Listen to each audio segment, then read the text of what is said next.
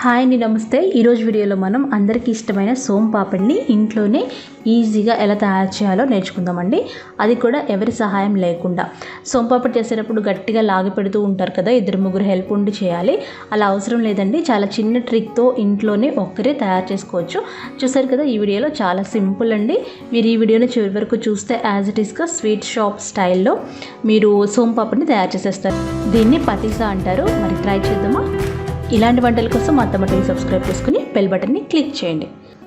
ఈ రెసిపీ చేసుకోవడానికి ముందుగా మనం 2 పాత్రలు నెయ్యితో గ్రీస్ చేసి పెట్టుకోవాలి. ఒకటి నాన్ స్టిక్ కడాయి, ఇంకోటి లోతుగా ఉన్న గిన్నె. నాన్ స్టిక్ కడాయిలో పంచదార పాకం వేయాలి. లోతుగా ఉన్న గిన్నెలో సోమ్ పాపడి రెడీ అయిన తర్వాత వేసుకోవడానికి. ఇప్పుడు మనం మందంగా ఉన్న కడాయి పొయ్యి మీద పెట్టి వేడి చేయాలి. కడాయి వేడైన తర్వాత 1 కప్పు నెయ్యి వేసి కాస్త మరిగించాలి. అది కొంచెం మెల్ట్ అయిన తర్వాత 1 కప్పు శనగపిండి వేయాలి. శనగపిండి చాలా స్మూత్గా ఉన్న శనగపిండి వేయాలి. అందులో 1/2 కప్పు మైదా పిండి వేయాలి. ఇవన్నీ ఒకే కొలత కప్పుతో తీసుకోవాలి. ఇప్పుడు లో ఫ్లేమ్లో పెట్టుకొని దాదాపు 10 నిమిషాల వరకు మనం బాగా వేయించుకోవాలి.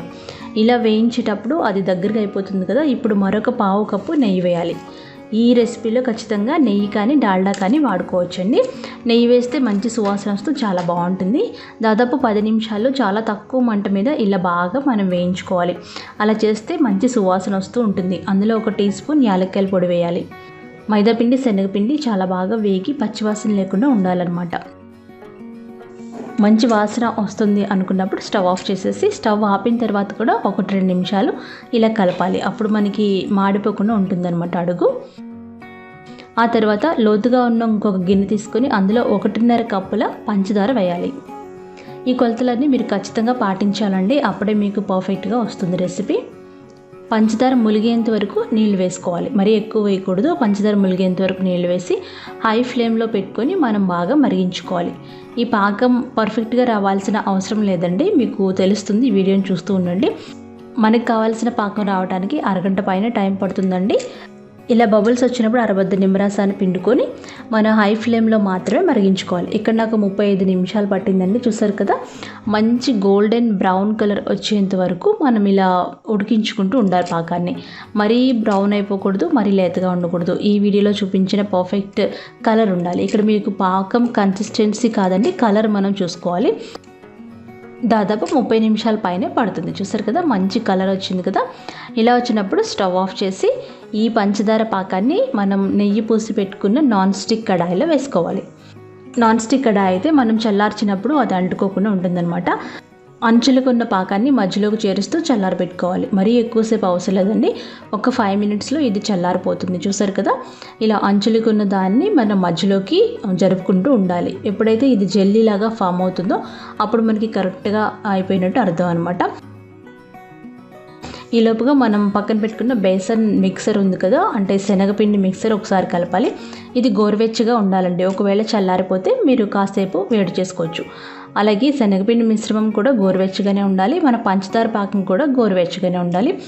ఇప్పుడు పంచదార పాకాన్ని శనగపిండి మిశ్రమంలో వేయాలి. వేసేటప్పుడు గమనించారా, ఫోల్డింగ్ కన్సిస్టెన్సీ రావాలి. అలా వస్తే మీరు పర్ఫెక్ట్గా పాకం చేసినట్టు అర్థం. ఇదేనండి చిన్న టిప్. ఫోర్క్ ఉంటుంది కదా, మనం నూడిల్స్ అవి తినడానికి వాడే ఫోర్క్ ఉంటుంది కదా, ఆ చిన్న ఫోర్క్లు 2 తీసుకొని జాగ్రత్తగా మెల్లగా ఈ పంచదార స్ట్రాండ్స్ని, అంటే ఈ పంచదార తీగల్ని శనగపిండితో కలిపి పైకి ఈ విధంగా మూవ్ చేయాలన్నమాట. అంతే. చూసారు కదా, మీరు చాలా స్లోగా చేయాలి. మీకు ఎంత పెద్దగా కావాలి స్ట్రింగ్స్ అనుకుంటే అంత పెద్దగా చేయొచ్చు, లేదా చిన్నగా కావాలనుకుంటే చిన్నగా చేయొచ్చు. మీరు బాగా పై వరకు లాగితే చక్కగా వస్తాయి, దారాలుగా వస్తాయి. చూడండి, చాలా బాగుంది కదా, చాలా పోగుల్లాగా వస్తాయి అన్నమాట. ఇవన్నీ మొత్తం ఈ శనగపిండి మొత్తం అయిపోయేంత వరకు మీరు ఇలా మెదుపుకుంటూ ఉండాలన్నమాట. చూస్తారు కదా, మీరు పొడుగ్గా కావాలనుకుంటే పొడుగ్గానే ఉంచుకోవచ్చు, లేదా చిన్నగా కావాలనుకుంటే ఇలా మీరు వాటిని కట్ చేసుకోవచ్చు. చల్లారిన తర్వాత చేతితో కూడా మీరు చేసుకోవచ్చు. అంతేనండి. ఈ మిశ్రమాన్ని మనం ఆల్రెడీ గ్రీస్ చేసి పక్కన పెట్టుకున్న గిన్నెలో వేసుకోవాలి. ఇక్కడ నేను బటర్ పేపర్ ఉంది కాబట్టి వేసాను, లేకపోతే నెయ్యి రాస్తే సరిపోతుంది అనమాట. ఏదైనా లోతుగా ఉన్న గిన్నెలో మనం తయారు చేసి పెట్టుకున్న పతీసాని వేసుకొని ప్రెస్ చేసుకోవాలి. మీ దగ్గర ఉంటే డ్రై ఫ్రూట్స్ వేసుకొని కొద్దిగా ప్రెస్ చేయాలి. మరీ ఎక్కువ గట్టిగా ప్రెస్ చేయకూడదు. జస్ట్ ఒకసారి ప్రెస్ చేసేసి ఒక అరగంట పాటు చల్లారబెట్టుకోవాలి. కొంచెం గోరువెచ్చగా ఉన్నప్పుడే మీరు కట్ చేసుకోవాలనుకున్న మార్క్స్ పెట్టుకొని చల్లారబెట్టుకోవాలి. బాగా చల్లారిన తర్వాత ఈ మిశ్రమాన్ని బయటకు తీసేసి మీకు నచ్చిన షేప్లో కట్ చేసుకోవాలి. అంతేనండి, ఎంతో ఈజీగా సోంపాపిడి రెడీ అయిపోతుంది. మీరు తిన్నారంటే యాజ్ ఇట్ ఈస్గా స్వీట్ షాప్లో లాగే ఉంటుంది.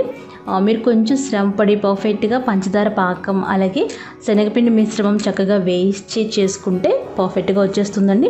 అలాగే మీరు మిక్స్ చేసేటప్పుడు కూడా శనగపిండి కూడా గోరువెచ్చగా ఉండాలి, పంచదార పాకం కూడా గోరువెచ్చగా ఉండాలి, చల్లారిపోకూడదు, బాగా వేడిగా ఉండకూడదు. కలిపేటప్పుడు కూడా మీరు చాలా స్లోగా కలపాలి.